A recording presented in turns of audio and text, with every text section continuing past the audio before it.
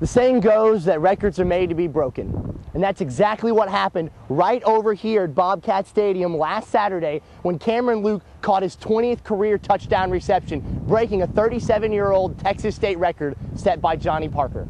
The Austin to San Antonio commuter rail proposal wants to change these tracks here in San Marcos from Freightliner tracks into commuter rail tracks. Bobcats are tied for first place in the Southland Conference with the Lamar Cardinals. With only 2 games remaining in the season, this could come down to a tiebreaker to see who has the first seed.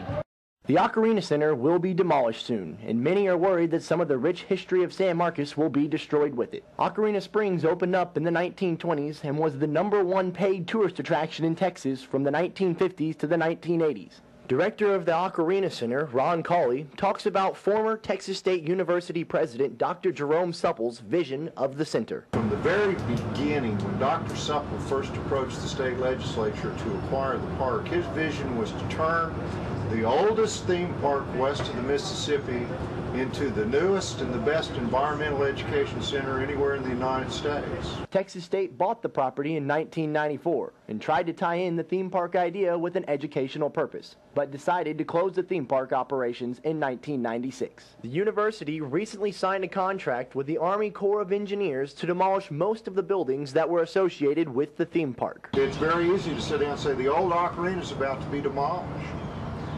What very few people realize is that the new Ocarina, which is the environmental education programs, they've already been completed. Some of the oldest attractions here at the Ocarina Center, like the glass bottom boat ride, will always be around.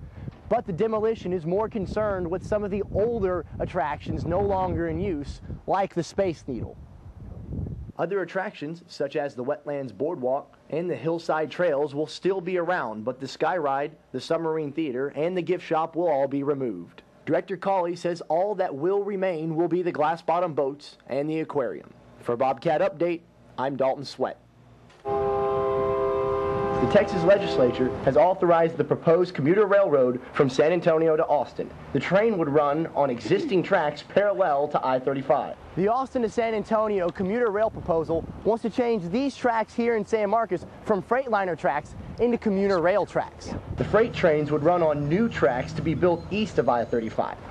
County Commissioner Will Connolly says a commuter rail would offer many benefits. You got to think big picture. You got to think not only about today, but 10, 20, 30 years down the road, and the economic opportunities here in Texas. And like I said, the homeland security benefits, the environmental benefits, the public safety benefits are just phenomenal. Texas State students who commute from Austin or San Antonio would also benefit. You can actually just go to a local rail station. I would assume how it's going to work. Just get on the tram and get over here, and it's faster.